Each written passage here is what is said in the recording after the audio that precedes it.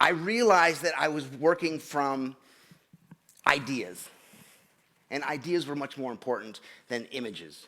I'm not the kind of designer that you hire for that thin pentimento of graphic design. I'm not the kind of guy who gives, quite frankly, a rat's ass about color and typography. Or, you know, the space between words, whatever that's called, and space between lines. I don't care about that. Fonts, fuck you.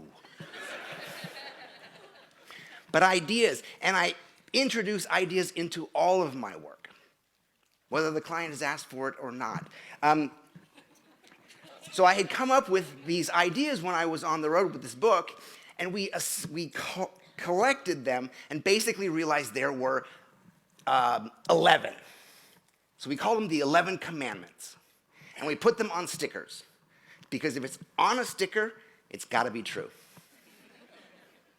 I have some stickers for you here, and if you can't come down and get these, catch me in the back, and I'll have some more on me. So we collected all these stickers, and they became teaching points. They became extremely important to me that I talk about these, that I share these. And part of the reason is because I have had a fabulous career. I have had a wildly creative career, and I want you to. And I know how hard it is to be creative in this business. And I know how hard it is to be creative and get paid for it in this business. So 2 things happened along the way. 2 clients came to me. The first one was the last client in the world that you would think you could do good work for, and it was the Department of Probation for the New York City Department of Probation, right? And if you don't know what that means, you're a good child. It means you've gone to New York, you've had a great time, but a little too great, and you got arrested. But not arrested bad enough to go to jail, so you're on probation. So you have to visit one of the 33 offices of the DOP around New York City. Depends on your severity of your stupidity, once a week, twice a week, once a month. And you have to go and stand in line and wait and talk to a probation officer. So we got the job, along with the architect Jim Bieber, to redesign these hubs, right? And again, I was signed on for that thin veneer of graphic design, typography and color. Let me give you a tour of what the DOP looked like before. Welcome. Have a seat. Shut the fuck up. Right, I love that somebody had the foresight to say, I think they should sit back straight. The only thing they did correctly here was they said thank you. That's it. This is their user experience, right? They're I don't know, what do you guys got? What's it called these days? I don't know. Audience interaction, I don't know. This is how they talk to the client. So we're in the studio and we're thinking, what can we do? How can we make this experience better?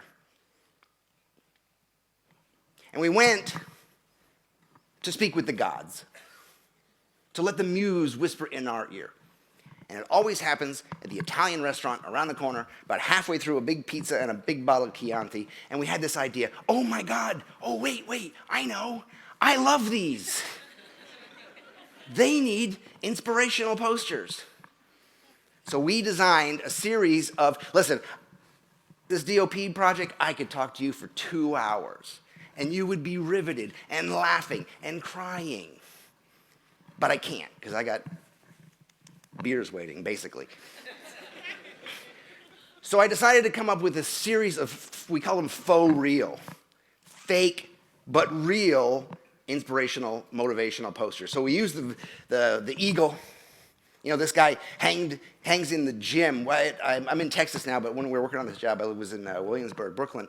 And this guy hangs in the gym at my old boxing club. And every time I'd pass by it, I'd look at that eagle and I'd say, for you, I'm doing 10 more push-ups.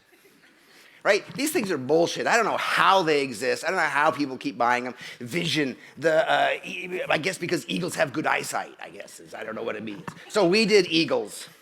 And our eagle says there are no shortcuts. And again, I can't go into these in depth, and I would really love to. We did the Jets, the Jets, and it says teamwork, right? Ours says ask for help. Ask for help. This is the place. You don't want to come back here. These people don't want you to come back here. Ask for help. Give a lesson in perspective. And the perspective here is, these are all explained with these little chunks of typography in them. And this one says, your lesson in perspective is this: you have no friends. You have no enemies. You only have teachers. And if you can employ that in your lives, your world brightens up. Your worst tormentor becomes a teacher. This is brilliant. And of course, we had to include hang in there, kitty, right? The hang in there, kitty. This was in my room when I was a kid, like a little rope and the kitty. And I couldn't find that poster because that kitten must be like 45 years old now, right? So our poster says, let go, kitty. Let go. Let go of everything that's brought you to this point. Let go of these recurring bad habits. Let go. So this is what it looks like now. Massive posters. Here's the thin pentimento of design that we did. We organized the thing. Signs that say bathroom this way. And I would love to tell you a bunch of stories, but the best story from this whole thing is because this job went over so well, and part of the thing was we had to have furniture that you couldn't stab anybody with. That was literally a concern, right? Because of this job, I got interviewed a lot by magazines and papers and blogs and stuff. And the one recurring question I just thought was hilarious. They would ask me, well, Mr. Victore, what research did you do to be able to talk to this client? The client meaning the fuck-ups. And I said, in all the interviews, I said, research? What's that? I don't have to research this. That client is me. They just got caught. They want the same thing that I want. They want the same thing that you want. They want nice things in their lives. They want to show up to nice offices. They want to be treated with fucking respect and dignity. And what happened when these offices opened up across New York City is Vince Schiraldi, who ran the program, at one of the ribbon cutting ceremonies, he was telling this story. He says the elevator door opens up, and the client walks out and looks around, and then walks back in and lets the door close. And he was laughing about that, and I said, you know why? Because they're not used to having nice things. They're not used to being treated intelligently or as adults.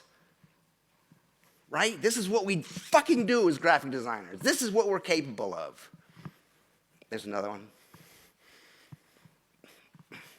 DOP didn't even have a logo. We had to make a logo for them. I threw it in for free because actually there are like 4 logos on each poster, because I think a poster without logos doesn't look legit. Right? You put a logo on it, people say, well, there's a logo. Somebody paid for this. We should pay attention to this. So after this job, I was posting these ideas and the commandments and exploring these ideas a little bit further. And I got a call from this amazing woman, Amy Cosper, who was the chief executive editor of Entrepreneur magazine, a business magazine. And she said, James, I would like to give you the last page of our magazine for as long as you can stomach it. So every month, I was the author. I had a column, the author and illustrator, designer for the magazine, right? The last page of the magazine. And the article, my column was called Resolutely Difficult Advice, because it's really good advice, but it's really hard to follow, right? And this one, The Secret of the Universe. Anybody know The Secret of the Universe? Close. Correct, that is correct. But the secret of the universe is nobody knows jack shit. Everybody's making it up. Everybody makes it up as they go along. Yet we go seeking advice constantly. Crazy idea. Wrote about failure and how falling and failure is the only way to succeed.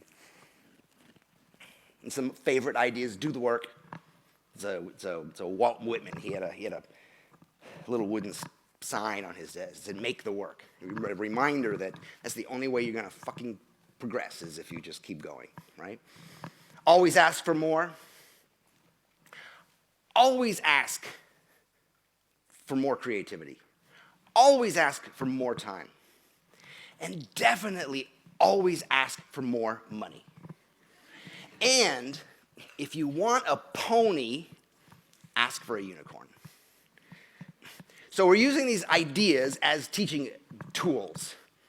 And I started to create events for myself to play in and to kind of challenge myself to build on these ideas. And we had an event that we did every year. This one's at the New York Times Center in New York. We did it, it's called Take This Job and Love It. Notice the country western fan there. But I learned by doing this a number of years that for my little studio to do large events completely sucks. It's so much work. It's so hard. So now I live in Texas. Traded 900 square feet in Williamsburg, Brooklyn for 50 acres.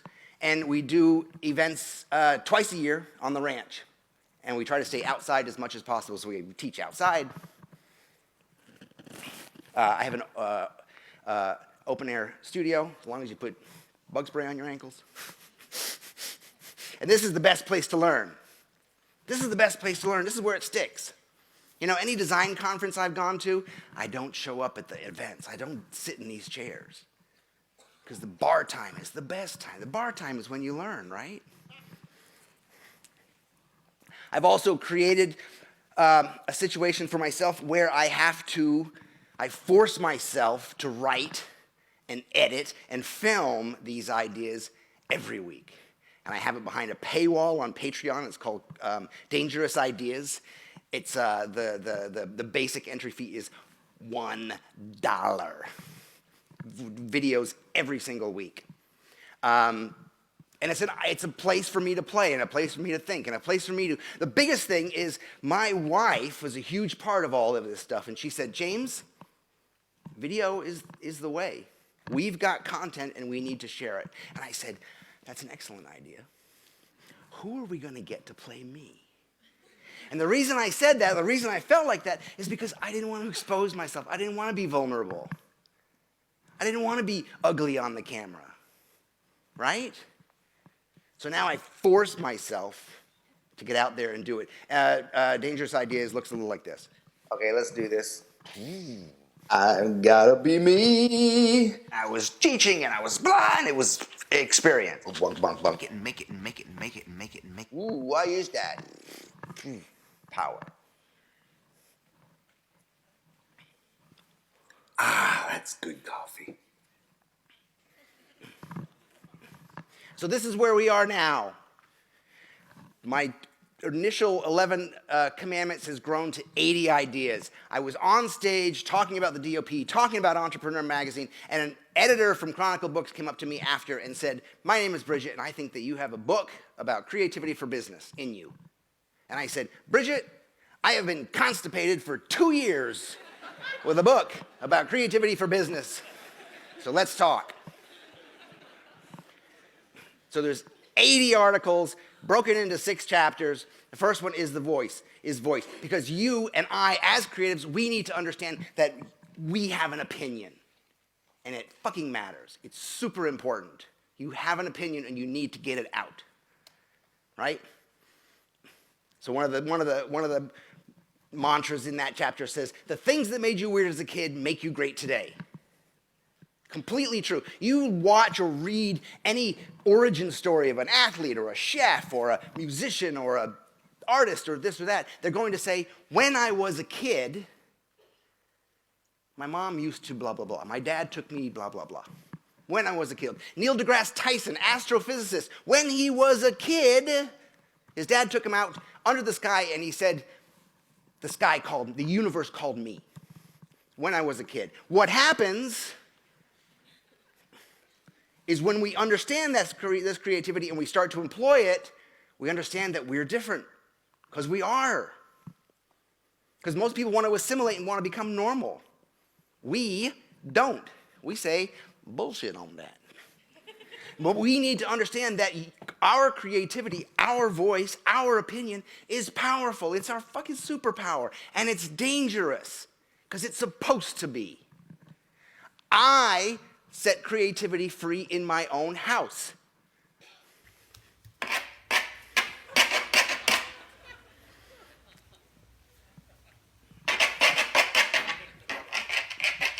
And when you set it free, you can't put it back. I can't tell him now he can't do this.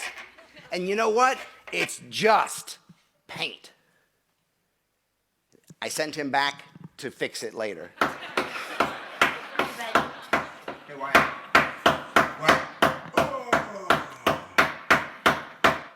So, second chapter, fear. There's an American gospel song that says, this little light of mine, I'm gonna let it shine. This little light of mine, I'm gonna let it shine. It goes on like that for a while, right? There's two reasons why we don't let it shine. One is because it's too easy. Because we poo-poo our own talents. Oh, this thing?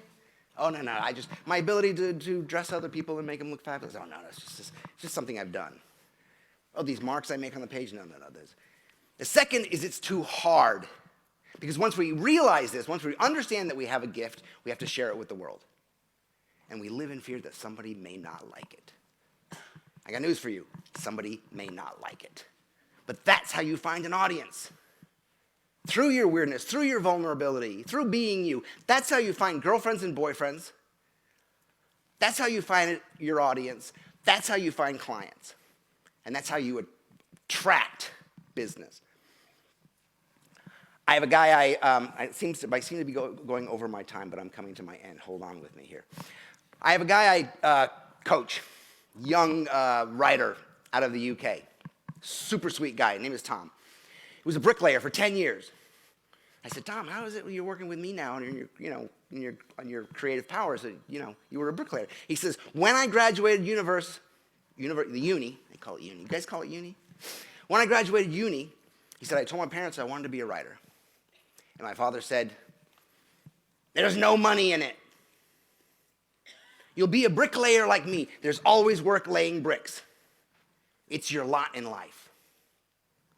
Ow. Your lot in life, motherfucker. So I said, Tom, how is it that what happened? Why are we He says, a year ago, my father's best friend died. And I'm thinking, presumably from laying too many bricks. And he says, I went to the funeral with my father. I didn't know the guy well. I went to the funeral with my father. And he says, I'm at the funeral, and my father's giving the eulogy. And he says, I'm bawling like a baby.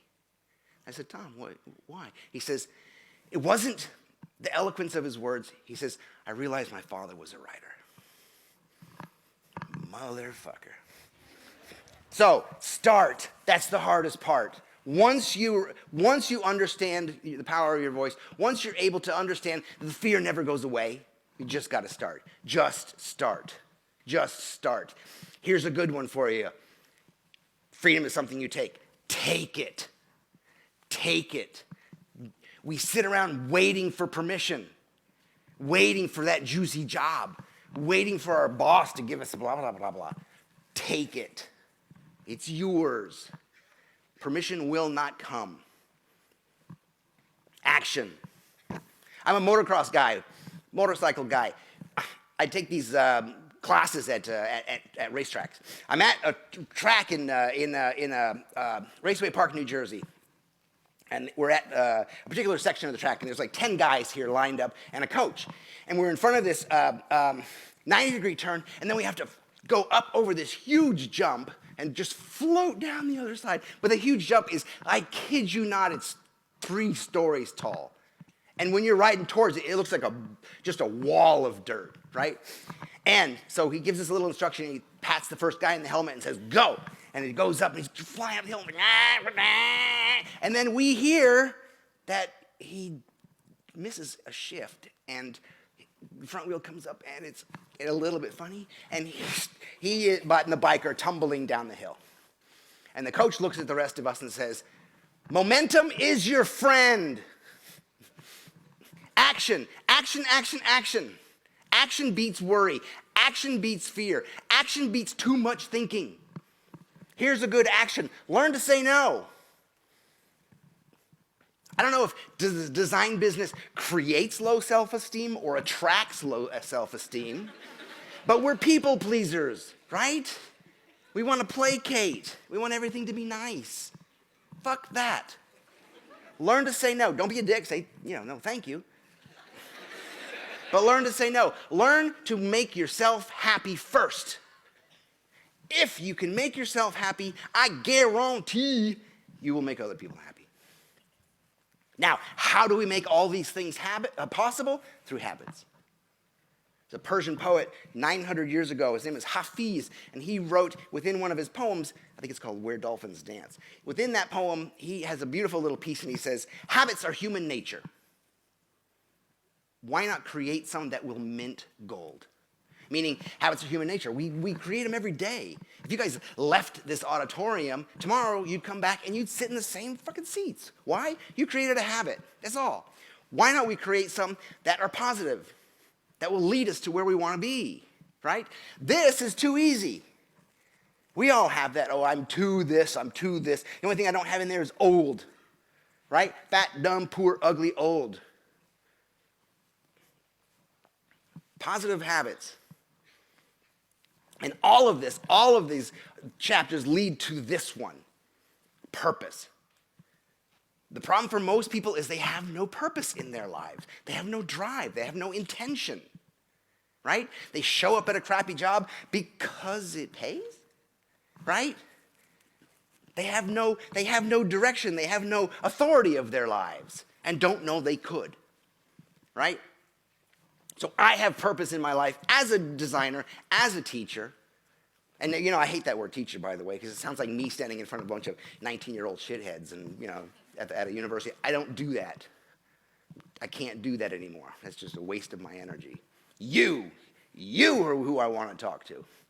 So I got a client. It's called the Do Books. They approached me. They're out of London. They approached me a number of years ago and said, James, we have we're starting a publishing arm. We're new. And we want you to design a series look for us and possibly all the covers. And we have this much money, right? They just like salt. They poured it on the table, right? And I said, listen. I knew these people, and I said, listen. Here's how it goes. I will take your crappy money, but you get no say whatsoever. And they said, that makes us nervous. But they trusted me. And trust is the lifeblood of my business. I can't do good work if you don't trust me. I can't. It doesn't matter how much you pay me. I can't do good work if you don't trust me. So the first 5 books came out, and they wrote on their blog, James Victore asked us to trust him, and we're glad we did. Right? Because I have a purpose. I want to see work done the way I see things done. I have a vision.